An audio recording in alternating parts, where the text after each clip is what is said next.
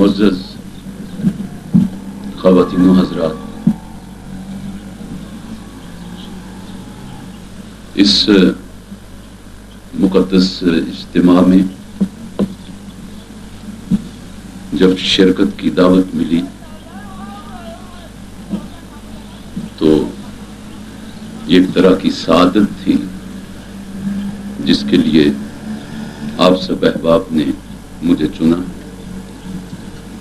میں نے صرف ٹیلی فون ہولڈ کر کے اتنی اجازت چاہی تھی کہ مجھے اپنی ڈائری دیکھ لینے دیں۔ پروفیشنل آدمی کی عجیب و غریب زندگی ہوتی ہے، صبح کہیں، دوپہر کہیں، شام کہیں، اور کئی دفعہ جب کام کا دباؤ زیادہ ہوتا ہے، میرا کام اتفاق سے ایک خاص پچ پر مسلسل گھنٹوں بولنا ہے۔ ایک زمانے سے سوال و جواب اور کیمرے کی سولی پہ لٹکا ہوا ہوں۔ انسان ہوں، گلا خراب تھا، میرے ڈاکٹر نے مجھے بولنے سے منع کیا تھا کہ اس سے کہیں ایسا نہ ہو کہ تیری آواز میں کوئی مستقل نقص آ جائے۔ تو یہ مجھے پرسوں انہوں نے کہا، تو میں نے اپنی اہلیہ سے کہا کہ تم ادارے کو ٹیلی فون کر دو کہ میری یہ حالت ہے، میں بول نہیں سکوں گا، اور اگر بولوں گا تو وہ ڈاکٹر کی ہدایت کے خلاف جائے گی۔ ادھر سے جواب آیا کہ اگر وہ نہ آیا تو ہم اس کی تصویر کرسی پہ رکھ دیں گے، گویا جیتے جی آپ مارنا چاہتے تھے۔ اب اگر محبت کا یہ عالم تھا تو میں آ گیا ہوں۔ خطبہ صدارت، میری ساری مصیبت یہ ہے کہ ساری زندگی میں نے اسٹیج کو سنبھالا ہے اور دوسروں کو صدر بنایا ہے، ان سے خطبہ صدارت دلوائے ہیں۔ مجھے تو آج پتا چلا کہ خطبہ صدارت سے تو آسان چیز ہی کوئی نہیں۔ تو اگر اتنی ہی یہ آسان چیز تھی تو میں خطبہ صدارت بھی دے دیتا۔ میرا خیال تھا کہ اس میں کچھ بہت کوئی ثقیل باتیں کرنا پڑتی ہیں، لیکن ایک اچھا صدر یہی ہوتا ہے کہ مجمع کی بوریت کو اپنی بزلہ سنجی سے زعفران کرے اور لوگ خوش خوش اچھے اذہان سے اچھی باتیں، اچھی یادیں اپنے ساتھ لے کر جائیں۔ میرا جہاں آنا ایک طرح کا اس تعصف کو بھی کم کرنا تھا۔ میں آج آپ کو اپنی زندگی کا ایک راز جو میں اپنی خود نوشت میں تمہیں لکھ رہا ہوں، جب 1964 میں پاکستان میں لاہور میں ٹیلی ویژن رائج ہوا ہے، اس کا آغاز ہوا ہے، تو یہ اعزاز قدرت نے میری جھولی میں ڈال دیا کہ میں پہلا اناؤنسر، پہلا نیوز ریڈر بن گیا۔ ان دنوں وقت کی پابندی نہیں ہوتی تھی، اناؤنسمنٹ کبھی کبھی 10-10 منٹ ہمیں کرنا پڑتی تھی کہ ابھی وہ ڈرامہ آرٹسٹ تیار ہو رہے ہیں یا میوزک والے ہو رہے ہیں یا کچھ، ریکارڈنگ کا کوئی سسٹم تھا نہیں، تو سب کچھ لائیو ہوتا تھا۔ لاہور والوں نے مجھے پسند کر لیا۔ ایک دن میرے پاس ایک دوست، ایک شخص پیغام لے کر آیا کہ تمہیں پرویز صاحب نے بلایا ہے۔ اب یہ 1964 دیکھیں کہ میری عمر کیا ہوگی۔ شو بزنس کا آدمی جو سارا دن ریڈیو، ٹیلی ویژن، فلم، تھیٹر، اس کے علاوہ بہت کچھ ادھر ادھر، بہت کم ادھر ادھر دیکھتا ہے۔ تو میں نے کہا پرویز صاحب کون ہے؟ میں سمجھا کوئی فلم پروڈیوسر ہے، تو شاید فلم میں کام دینا چاہتا ہے۔ انہوں نے کہا طلوع اسلام والے۔ میں نے کہا ہٹاؤ یار مولویوں کو، میں ان کا آدمی نہیں ہوں۔ بچپن میں میں مولویوں کے ساتھ بیٹھا رہا ہوں، یہ جنس ٹھیک نہیں ہے۔ اور میں آپ کو بتاؤں کہ جب میں اتنا سا تھا، میں 5 وقت کا نمازی تھا اور مسجد میں جا کے اذان دیا کرتا تھا۔ پھر میرے مرحوم باپ نے ایک دن مجھے بلایا، اس نے کہا کہ ادھر آؤ، یہ نماز وغیرہ پڑھتے ہو اچھی چیز ہے، لیکن ایک بات کان کھول کر سن لو کہ تیری 7 پشتوں میں کوئی مؤذن نہیں ہوا، کوئی مولوی نہیں ہوا، اور تمہیں زندگی میں کیا کرنا ہے؟ یہ مولوی بننا ہے تمہیں؟ تو اعتدال میں رہو، توازن میں رہو. باپ کی وہ باتیں کان میں آ گئی اور رفتہ رفتہ اذانیں دینا بند کر دی. رفتہ رفتہ مولویوں سے دور ہونا شروع ہو گئے اور پھر اللہ نے کرم کیا کہ بالکل ہی میں دور ہو گیا. آج یہاں جب میں آیا ہوں تو میرا خیال تھا کہ جو احباب آئے ہوں گے ان میں 90% احباب ایسے ہوں گے جن کے چہرے پہ متشرے داڑیاں ہوں گی، ان کے کاندھوں پہ پیلے رومال ہوں گے، ان کی آنکھوں میں سرمے کی تحریریں ہوں گی، ان کے ماتھے پہ جفر کے نقشے ہوں گے، اور وہ بات بات پر سبحان اللہ اور باب. اور اگر ان میں کوئی پتلون پہننے والا آ گیا تو وہ سب اس کی طرف ایسے دیکھیں گے جیسے بھیڑوں میں کوئی بھیڑیا آ گیا ہو. اور جب میں وہاں اتروں گا تو وہاں استقبال کے لیے ہار پھول لے کے بہت سے مولوی کھڑے ہوں گے. اور جہاں آیا ہوں کسی نے نہیں پوچھا کون آیا ہے. ایک دوست نے آگے بڑھ کے کہا طارق عزیز آ گئے، ہاتھ میں لایا، اوپر لے گئے، کمرے میں بٹھایا. چائے پیو گے؟ کہا پیوں گا. لے آؤ بھائی. چلیں جی نیچے انتظام ہو رہا ہے، چلتے ہیں جی. آ کے دیکھا کہ انسانوں کی مجلس میں آیا ہوں، انسانوں کی مجلس میں آیا ہوں. اس کے بعد کراچی میں تھا تو میرے ایک ملنے والے، میں نے ان کو امی ابا بنایا ہوا تھا ہے، وہ ایک دن میرے گھر آیا اور انہوں نے مجھے 1-2 کیسٹس دی ویڈیو. وہ پرویز صاحب کی تھی. وہ میں نے دیکھی. بس اس کے بعد وہ مجھ کو اپنا بنا کے چھوڑ دیا. کیا اسیری ہے، کیا رہائی ہے. اور میرا خیال ہے کہ اب بہت سے ساتھیوں کے پاس پرویز صاحب کے افکار پر مشتمل وہ کیسٹس، وہ کتابیں، وہ پمفلٹ، وہ آڈیو، وہ ویڈیو نہیں ہوں گی جو میرے پاس ہیں. اور میں جب گاڑی میں سفر کرتا ہوں، میں آپ کو ایک قصہ سناتا ہوں. میں گاڑی میں سفر کرتا ہوں تو اداکاروں کی گاڑیوں میں لیٹسٹ میوزک ہوتا ہے، گانے ہوتے ہیں، قوالیاں ہوتی ہیں. میرے پاس پرویز صاحب کے کیسٹس ہوتے ہیں. میں وہ چلاتا ہوا سنتا رہتا ہوں اور کچھ روشنی مجھے ملتی رہتی ہے. تو ایک دن ایک مولانا ہم سفر ہو گئے تو میں نے کیسٹ لگا دیا، سنا. کچھ سیدھے ہو کے بیٹھے، کچھ داڑھی میں ہاتھ پھیرا، کچھ پہلو بدلا. ابھی تک ان کو یہ نہیں پتا چل پا رہا تھا کہ یہ آواز کس کی ہے. آخر جب وہ ان کے مسلک پر براہ راست زد پڑنی شروع ہوئی تو کہنے لگے طارق صاحب یہ کون ہے؟ میں نے کہا مولانا آپ سنیں، قرآن کی باتیں کوئی بزرگ بتا رہے ہیں اور مجھے اچھی لگتی، میں اس لیے سن رہا ہوں. کہ نہیں یہ تو غلط کہہ رہے ہیں. میں نے کہا ہاں آپ کو یہی کہنا چاہیے، اس لیے کہ اس بیچارے بندے پر آپ جیسوں نے کفر کے فتوے بھی لگا دیے تھے. آپ جیسوں نے ان پر نہیں معلوم کیا کیا ظلم توڑے تھے، کس کس ذہنی عذاب سے آپ نے گزارا تھا. تو آپ اگر اس بندے کے لیے اس وقت کلمہ خیر کہہ دیتے تو میں سمجھتا شاید ان کے خلوص میں کوئی کمی آ گئی ہے، فکر پرویز بدل گئی ہے. کیونکہ جب تک ملا مخالفت کرتا رہے گا فکر پرویز نکھرتی رہے گی. یہ دلیل ہے ان لوگوں کی مخالفت کی جو رجحت پسند ہیں، جو تقلید پرست ہیں، جو اسلام کو ایک ثابت اور جامد مذہب بنانا چاہتے ہیں، دین بنانا چاہتے ہیں. اگر وہ مان گئے تو پھر ہمیں سوچنا پڑے گا کہ بات کیا ہوئی، کہیں ہم وہ راہ تو نہیں چھوڑ گئے. ملا سے میرا تجربہ یہ ہے، جیسا وانی صاحب نے بتایا کہ یہ جیل میں تھے. 1970 سے پہلے یحییٰ خان کی آمریت کے خلاف میں ٹکرا رہا تھا پاکستان پیپلز پارٹی کے سٹیج پر. تو مجھے 1 سال قید بامشقت مارشل لا نے دی اور میں سینٹرل جیل حیدرآباد میں اپنی قید پوری کر رہا تھا. ہمارے ساتھ مولانا عبدالحق ربانی ہوتے تھے.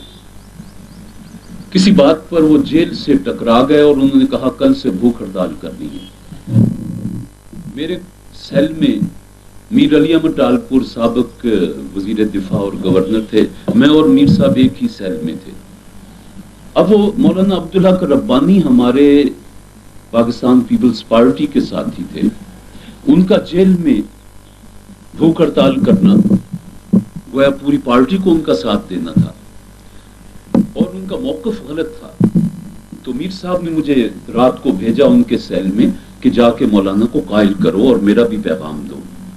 میں جا کے بیٹھ گیا. مولانا ربانی اب تو ان کا انتقال ہو گیا، محبت کرتے تھے. میں بیٹھا رہا، ادھر ادھر کی باتیں کرتا رہا، پھر جیل کے ظلم و ستم، پھر یہ، اور فائنلی یہ ہوا. میں نے کہا آپ بھوک ہڑتال کر رہے ہیں؟ کہنے لگے ہاں. لیکن میں نے کہا جی دلیل دیں کس بات پر، تاکہ ہم بھی صبح کھانا اٹھا کے باہر پھینک دیں، ہم آپ کا ساتھ دیں گے. انہوں نے دلائل دینے شروع کیے. میں نے کہا یہ دلائل سارے آپ کے بوگس ہیں، سیاسی ذہن ان کو نہیں مانے گا. جب لوگ باہر سنیں گے کہ اندر مولانا عبدالحق ربانی نے اس بات پر جیل میں بھوک ہڑتال کر دیا تو سیاسی ذہن آپ کا تمسخر اڑائے گا. پھر ہم نے اپنی دلیلیں دینی شروع کی اور میں نے کہا میر صاحب کا بھی پیغام ہے. رات کو 1 بجے مولانا نے فیصلہ کیا کہ اچھا صبح بھوک ہڑتال نہیں کروں گا. میں نے کہا جی بڑی مہربانی، اب میں جا کے میر صاحب کو بتاتا ہوں. میں سیل سے نکلنے لگا تو مجھے واپس بلایا، کہنے کہ ادھر آؤ ذرا. میں نے کہا جی مولانا. کہنے کہ تم نے مجھے قائل کیسے کر لیا؟ اس لیے کہ مولوی اور کمیونسٹ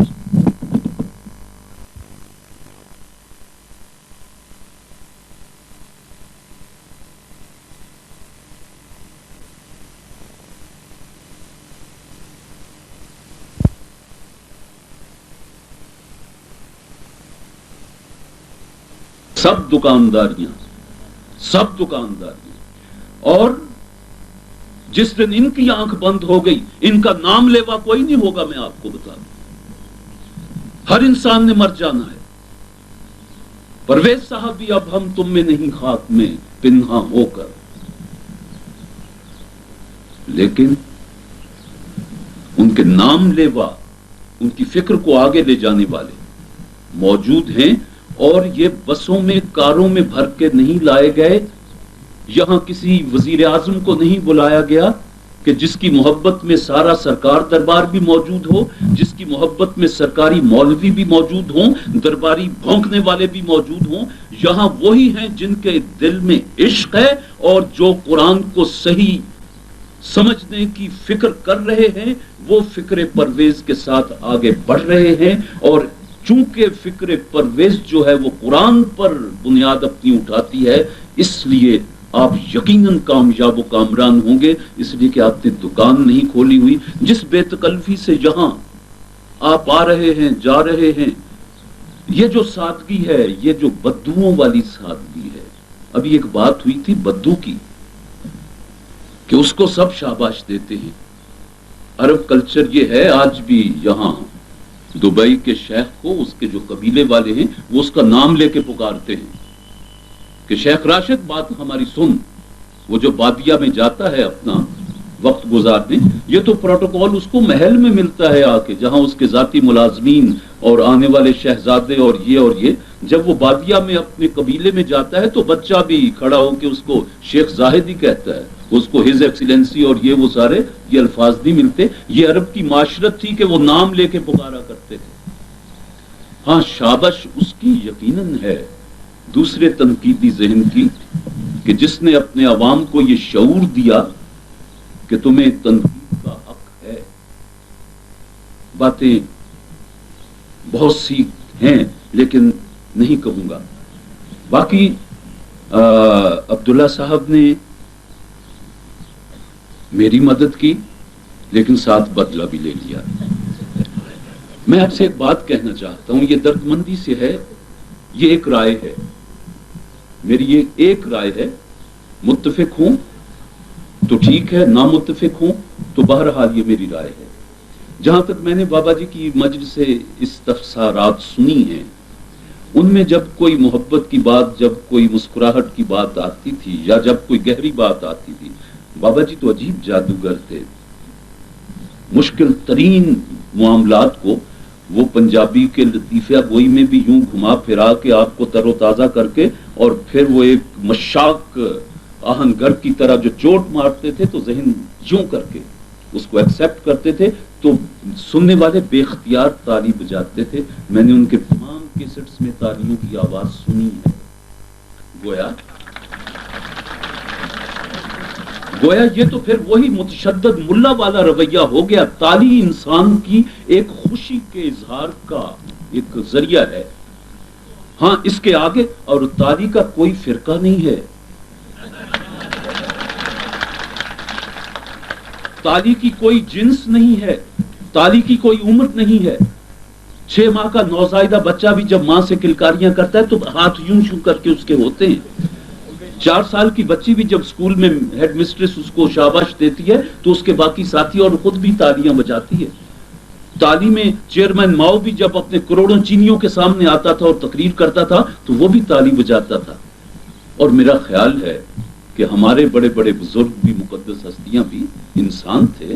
جب کسی بات پر خوش ہوتے تھے تو ممکن ہے کہ وہ کہتے ہوں بندہ سبحان اللہ, مجھے عربی تو نہیں آتی, میں ان کے مکالمے آپ کو سنا دیتا, لیکن یہ ایک انسانی جذبہ ہے.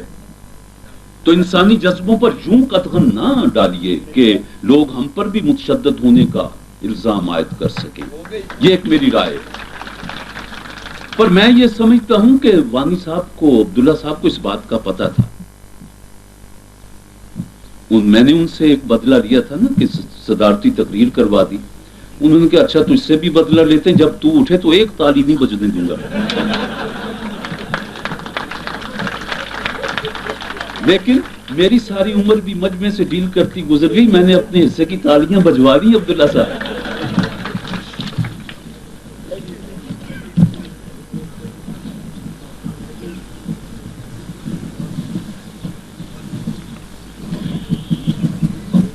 میں نے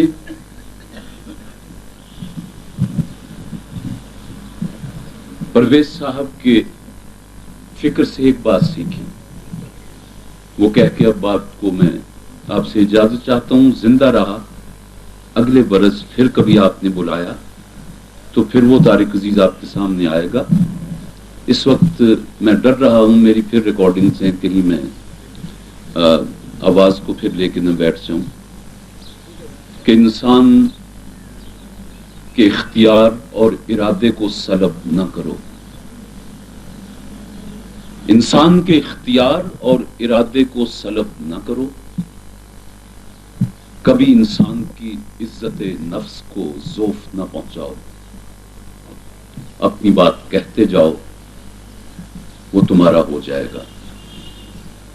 اگر عزت نفس کو ضعف پہنچ گیا تو وہ ریئیکٹ کرے گا. اگر اختیار اور ارادے کو سلب کر کے کچھ کام کر لیا تو یہ ایسے ہی ہے کہ وزیر اعلیٰ نے ایک پلاٹ دیا, 4 دن میں اس کے ساتھ ہوا, اس کی چھٹی ہوئی, ساتھ ہی میرے نظریات کی چھٹی ہوئی. وہ پیشہ ور لوگ ہوتے ہیں, پیشہ ور ملا ہوتے ہیں. وہ بات نہیں. بات وہی ہے جو فصل دلوں کی زمین پر کاشت ہو, نظریات کا پانی ملتا جائے, لوب اور لالچ کے شدائد اور تیز ہواؤں سے اسے بچایا جائے تو ایک دن پودا برابر ہو جاتا ہے. آپ نے کہا کہ کہیں آج سنگ بنیاد رکھا جا رہا ہے. عمارت جب بنتی ہے تو ظاہر ہے کہ آج اخراجات, اور آپ کے ساتھ مجھے یقین ہے کہ بڑے بڑے سیٹ ساہوکار نہیں ہیں, عاشق ہیں. تو عاشق کے پاس تو سوائے جذبے کے, دل کے اور کچھ ہوتا نہیں, بلکہ سر و سامانی جو ہے وہ تو عشق کی دشمن ہے. اس سلسلے میں اگر آپ کبھی کوئی پلاننگ کریں, کوئی خدمت میرے لائق آپ مجھے الاٹ کریں کہ یہ کام ہم تیرے ذمہ کرتے ہیں, میں اگر اس کو پورا کر سکا تو اس کو میں اپنی خوش نصیبی سمجھوں گا. عبداللہ صاحب نے خطبہ صدارت میں کہا کہ ٹیلی ویژن پر دین اور مذہب کا فرق. پاکستان ٹیلی ویژن حکومت کا ایک ذیلی ادارہ ہے. میں ملازم نہیں ہوں, میں ایک کانٹریکٹر کی حیثیت سے کام کرتا ہوں. ہر پروگرام کا کانٹریکٹ ہوتا ہے. میرا جی چاہے میں چھوڑ کے بھاگ جاؤں, ان کا جی چاہے وہ صبح باہر نوٹس لگا دیں کہ طارق عزیز اب تیری ضرورت نہیں ہے. آپ نے کہا کہ شعلے پر پیر رکھا ہے, میں کہتا ہوں میں نے شاخ نور کو چھوا ہے. شعلہ تو جلا دے گا, شاخ نور تو اور حسین بنا دے گی.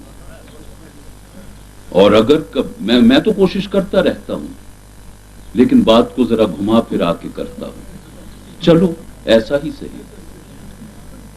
اور جس دن میرے نظریات کی وجہ سے پاکستان ٹیلی ویژن نے یا کسی حاکم نے یا کسی ملا نے مجھ پر وار کرنے کی کوشش کی, تو میں اس سے پہلے بھی کر چکا ہوں کہ اس رزق سے موت اچھی جس رزق سے آتی ہو پرواز میں کوتا. میں کسی ماڈل ٹاؤن میں نہیں گیا, میں کسی رائے ونڈ میں نہیں گیا, میں کسی منصورے میں نہیں گیا. آج آیا ہوں تو پورے ذہنی اور جسمانی ذمہ داری کے ساتھ آیا ہوں کہ میں ادارہ طلوع اسلام میں آیا ہوں, اس کی فکر سے متفق ہوں اور انشاءاللہ بشرط زندگی آئندہ بھی آتا رہوں.